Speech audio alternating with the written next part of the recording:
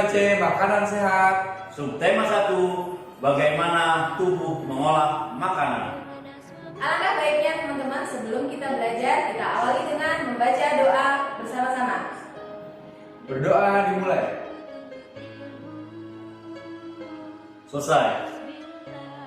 Silakan menyaksikan video pembelajaran berikut ini. Hai teman-teman. Oke teman-teman, bertemu lagi dengan Bapak pada pekan hari ini.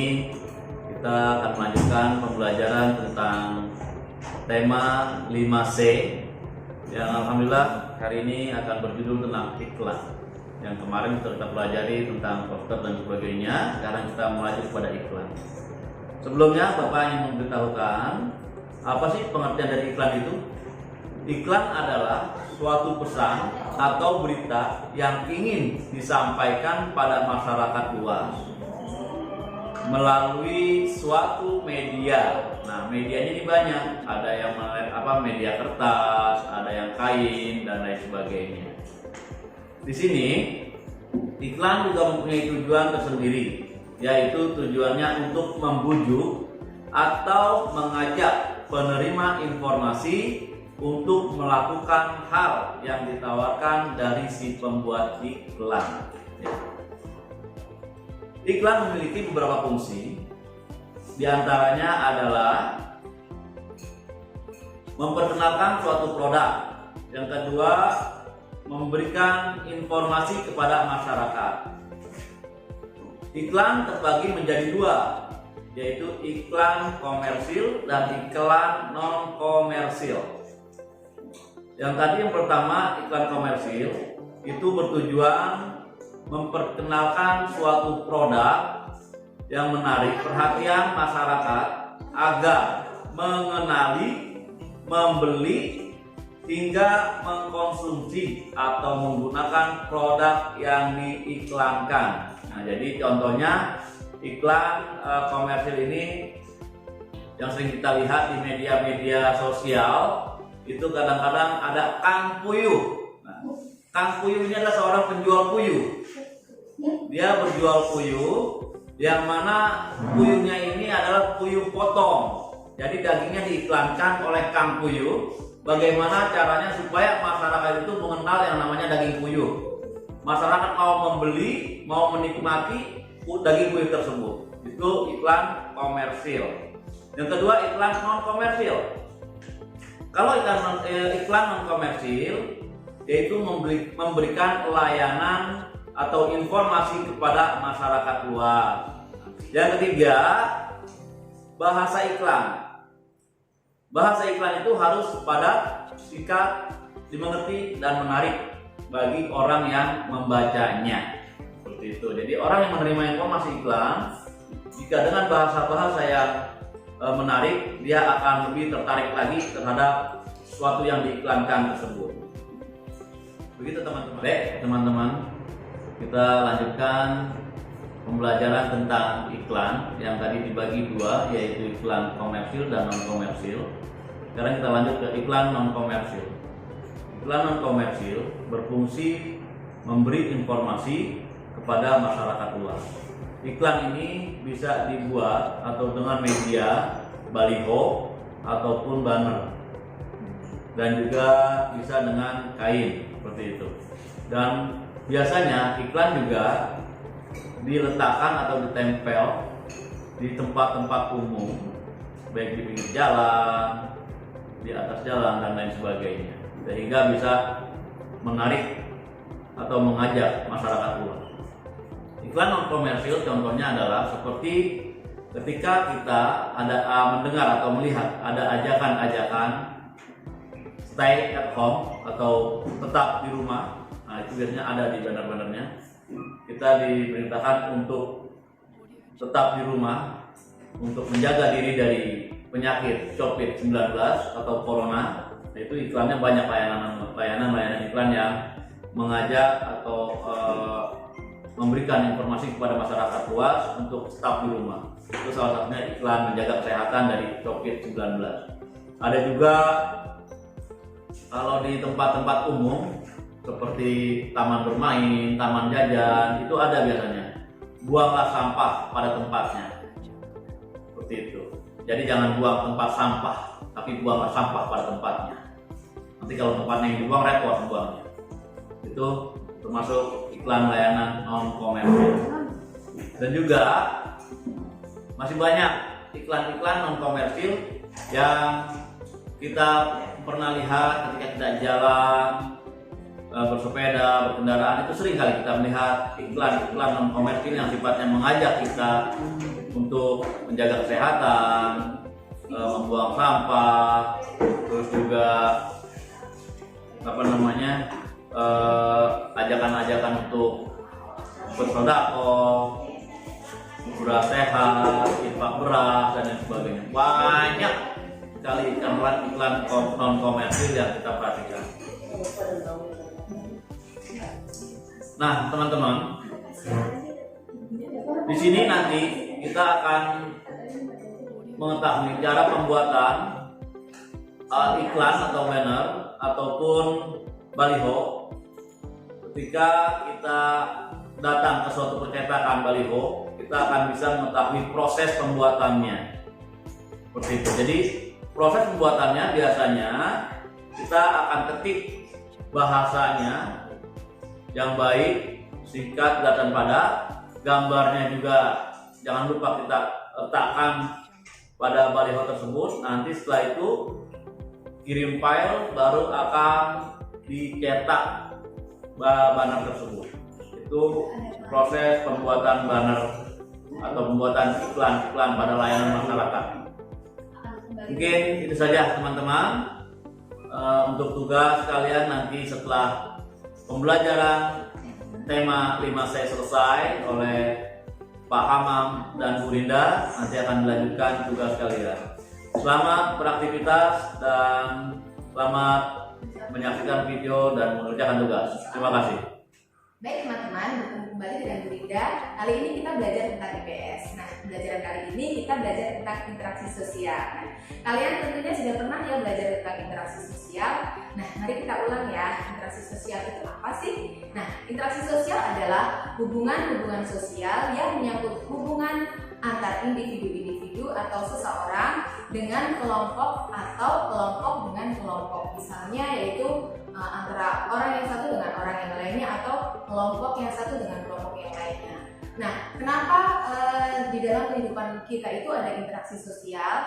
Karena, faktor penyebabnya nih, karena manusia itu memiliki kebutuhan yang harus dipenuhi, dan kebutuhan itu tidak bisa kalau dia sendiri yang memenuhinya, tapi seseorang itu harus tetap membutuhkan orang lain. Misalnya kebutuhan akan makanan, akan pakaian, kebutuhan akan hal-hal yang lainnya. Misalnya kita bosan, kita pengen pergi, kita tidak bisa hanya kita sendiri yang memenuhinya. Pasti kita membutuhkan bantuan orang lain. Nah, sekarang untuk ada syarat-syaratnya ya untuk terjadinya suatu interaksi sosial atau hubungan sosial ini, yaitu minimal ada dua orang yang saling berhubungan, ya, 2 orang atau lebih, pokoknya minimal dua orang ya yang bertemu, berkomunikasi atau mengadakan interaksi. Itu adalah syarat terjadinya interaksi sosial. Nah, interaksi sosial itu bisa bertemu secara langsung maupun tidak langsung. Yang secara langsung sudah paham ya, misalnya kita bertemu dengan teman, dengan ayah bunda, dengan tetangga, itu adalah pertemuan langsung. Tetapi kalau misalnya kita tidak tinggal dalam suatu daerah, misalnya kita tinggal di kota Jakarta, sedangkan paman dan bibi kita atau nenek kita tinggal di kota lain, kita tetap bisa melakukan interaksi atau hubungan, tetapi melalui telepon atau melalui WA. Nah, itu adalah sama saja merupakan interaksi sosial atau hubungan sosial.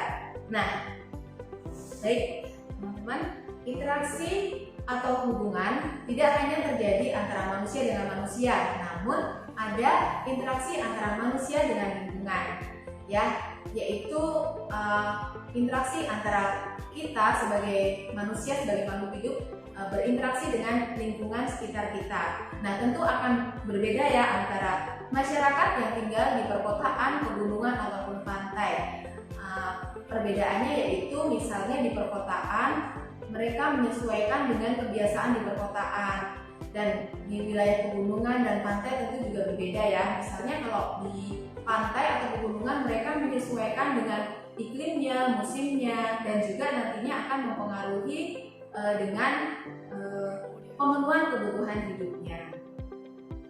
Lingkungan memiliki pengaruh besar bagi kehidupan manusia, karena dengan adanya lingkungan itu, manusia juga bisa memenuhi kebutuhan hidupnya. Lingkungan sendiri terbentuk secara alamiah atas karunia dari Allah Subhanahu wa Ta'ala.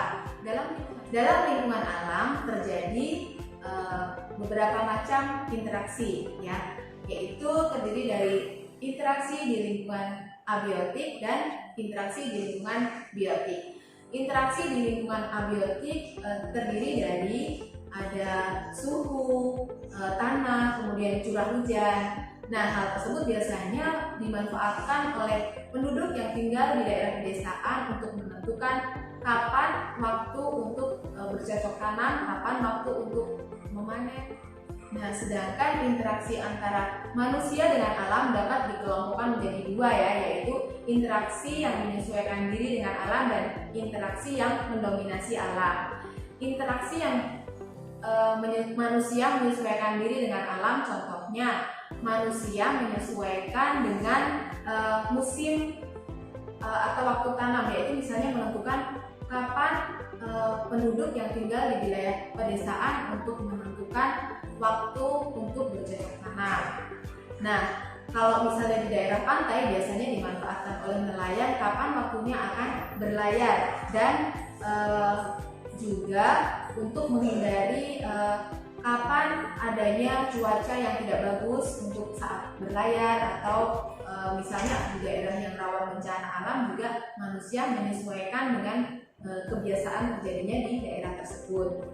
Nah, untuk interaksi manusia yang mendominasi alam yaitu meliputi usaha manusia dalam memanfaatkan sumber daya alam dengan menggunakan ilmu pengetahuan dan teknologi, misalnya untuk dalam pembuatan adanya hujan buatan, karena lahan yang kekeringan, dan teman-teman, selain manusia berinteraksi sosial antara manusia satu dengan manusia lainnya dan interaksi antara manusia dengan lingkungan alam, ada lagi satu yaitu interaksi antara manusia dengan budayanya, ya.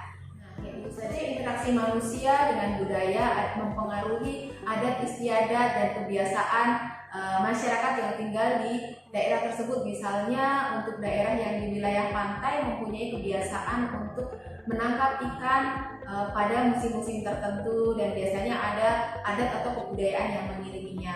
Dan juga misalnya masyarakat yang tinggal di pedesaan ada seperti sebelum bercocok tanam mereka mengadakan kayak upacara yang biasanya dilaksanakan pada daerah tersebut. Nah, hal tersebut tentu saja jangan sampai melanggar atau tidak sesuai dengan aturan agama yang dikatakan. Nah, tentunya kalian yang berasal dari suatu daerah memiliki adat khas daerah yang menggambarkan interaksi antara manusia dengan lingkungan, manusia dengan sosial, dan manusia dengan budayanya. Pasti beraneka ragam ya teman-teman, tidak sama antara satu teman dan satu lainnya. Nah, baik, mungkin itu saja yang dapat Dinda sampaikan. Terima kasih. Halo teman-teman, Assalamualaikum warahmatullahi wabarakatuh. Balik lagi bersama saya Pak Hamam. Nah, tadi kamu udah menyaksikan video dari Bu Dinda sama Pak Marul. Nah, sekarang giliran Bapak yang bikin video ini. Nah, kalian pasti pernah dengar sama lagu Roma Irama berikut ini. 145 juta penduduk Indonesia, terdiri dari banyak suku bangsa, itulah Indonesia. Ada Jawa, ada Sunda, ada Aceh, ada Batak, dan masih banyak yang lainnya. Nah, kalian pernah dengar lagu itu? Kalau belum pernah, coba tanya bapak kamu, coba tanya ibu kamu, pasti pernah dengar lagu itu. Nah, di lagu itu kita dikasih tahu kalau di Indonesia ini beragam-ragam banyak sukunya. Ada Batak, ada Aceh, ada Jawa, ada Sunda, dan masih banyak yang lainnya. Nah, itu adalah kelebihan dari Indonesia. Beragam-ragam suku, banyak banget. Dari yang kulitnya putih banget, dari yang kulitnya sawo matang, kulitnya hitam langsat, putih langsat, atau yang hitam, semuanya ada di Indonesia. Nah, kamu termasuk kulit yang mana nih? Tapi nggak cuma kulit, ada banyak lagi perbedaannya. Salah satunya adalah pakaian. Pakaian daerah kita banyak banget, pakaian adat. Pakaian adat Solo berbeda dengan pakaian adat dari Sumatera. Pakaian adat Sumatera berbeda dengan pakaian adat dari Papua. Banyak banget pokoknya. Bahkan Betawi pun beda sama Sunda, padahal berdekatan. Banyak banget. Terus yang kedua adalah warna kulit tadi yang gua bilang. Ada yang hitam, ada yang putih, ada yang putih langsat, banyak banget, ada yang sawo matang, banyak. Terus juga ada yang namanya adalah alat musik. Alat musik kita beda-beda banget. Ada angklung, ada gendang, ada sasano, ada suling, banyak banget. Ada kecapi, kan. Selain itu, ada juga yang beda, yaitu bahasa. Bahasa kita banyak banget. Ada bahasa Sunda, bahasa Jawa, bahasa Betawi. Padahal satu pulau Jawa, tapi beda 3 bahasa. Coba bayangin gimana beragamnya itu Indonesia. Negeri kita, negeri tercinta kita, Indonesia. Nah, kamu kan punya tetangga. Tetangga kamu pasti juga orangnya beragam-ragam. Ada orang Betawi, ada orang Sunda, orang Jawa, orang Medan, orang mana aja dah ada di tetangga kamu itu pasti. Nah, itu walaupun kamu satu RT nih, tapi beda-beda agamanya, beda-beda sukunya, beda-beda bahasanya, beda-beda karakternya, beda-beda warna kulitnya. Banyak banget perbedaan di Indonesia. Tapi kenapa kita bisa tetap satu? Karena kita Indonesia. Indonesia itu satu, tapi isinya itu banyak, beragam. Itu yang disebut adalah keberagaman. Nah, Indonesia ini adalah negara yang sangat majemuk. Majemuk itu apa? Majemuk itu artinya memiliki keberagaman yang sangat tinggi. Itu artinya majemuk. Indonesia adalah negara yang sangat majemuk. Kamu juga tahu kan kalau Indonesia adalah negara kepulauan terbesar di dunia. Nah, kenapa terbesar? Padahal yang lainnya juga banyak pulau-pulau, tapi mereka hanya pulau-pulau kecil. Sedangkan Indonesia pulau-pulau besar itu jadi satu negara. Dibandingkan Jepang, dibandingkan Kanada, dibandingkan Rusia, bahkan Rusia pun negara besar tuh. Tapi dia bukan negara kepulauan. Indonesia negaranya biasa saja, tapi negara kepulauan terbesar di dunia. Ada Pulau Sumatera, ada Pulau Kalimantan, Pulau Sulawesi, Pulau Papua, dan yang kita hidupi ini nih di sekarang nih Pulau Jawa. Itu baru pulau-pulau besar, ada 5 pulau besar. Belum lagi pulau-pulau kecil yang di sekeliling pulau-pulau besar tersebut. Banyak banget di Indonesia tuh pulaunya. Bahkan yang katanya Pulau Seribu padahal cuma 33 pulau itu tuh cuma di Jakarta. Pulau Seribu aja yang banyak yang itu cuma di Jakarta. Belum lagi di tempat-tempat yang lain, belum di Kalimantan, Sulawesi. Banyak banget pulau-pulau kecilnya. Itu Indonesia tuh luas banget, kaya banget deh. Terus juga adat istiadat kita juga beda. Misalnya kalau kamu ke Jawa, kamu ngomongnya harus pelan-pelan, memang lembut.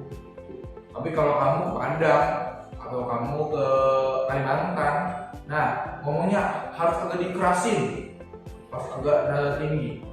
Terus kalau kamu misalnya ke Bali, nah ngomongnya harus ada cengkok-cengkoknya dikit. Beda-beda, budayanya beda. Itu bahasanya doang. Belum lagi adat istiadat. Kalau kamu ke Bali ada adat namanya Aben. Kalau kamu ke Jawa ada namanya adat sedekah laut. Kalau kamu ke Betawi, ya banyak banget kamu pasti tahu kalau kita. Nah teman-teman, meskipun Indonesia terdiri atas ratusan suku bangsa dan keberagaman budaya, tetapi Indonesia memiliki satu semboyan. Nah, semboyan itu harus dipegang teguh oleh bangsa Indonesia. Bangsa Indonesia itu siapa? Rakyat-rakyatnya pasti. Kamu juga sebagai rakyat-rakyat. Nah, kamu harus pegang teguh semboyan kita. Kalian pada pasti tahu semboyan kita. Ada di lambang Garuda. Semboyannya yaitu Bhinneka Tunggal Ika. Artinya adalah walaupun berbeda-beda, namun tetap satu juga. Itu adalah bahasa Sanskerta, bahasa kuno kita, Bhinneka Tunggal Ika. Nah teman-teman, kata Bhinneka Tunggal Ika ini diambil dari kitab Sutasoma karya Empu Tantular. Nah, seorang pujangga yang dia hidup di era Majapahit, era kerajaan itu deh, kita belum lahir pokoknya. Nah, semboyan bangsa Indonesia ini tertulis pada kaki lambang Garuda Pancasila. Bhinneka Tunggal Ika merupakan alat pemersatu bangsa. Untuk itu kita harus benar-benar memahami maknanya dan berpegang teguh pada semboyannya, yaitu Bhinneka Tunggal Ika. Maknanya apa? Makna dari Bhinneka Tunggal Ika ini, kita walaupun dari Aceh, walaupun dari Sumatera, walaupun dari Kalimantan, walaupun dari pulau-pulau yang lainnya yang ada di Indonesia ini, kita tetap satu perjuangan, yaitu Indonesia. Kita adalah satu Indonesia. Oke, itu tadi penjelasan soal Bhinneka Tunggal Ika, keberagaman dari kita semua. Nah, sampai di sini cukup sekian pembelajaran dari Bapak. Wassalamualaikum warahmatullahi wabarakatuh. Dadah. Terima kasih telah menonton video pembelajaran pada hari ini. Semoga video kali ini dapat bermanfaat untuk kalian. Jangan lupa mengerjakan tugas-tugas yang telah tersedia pada video tersebut.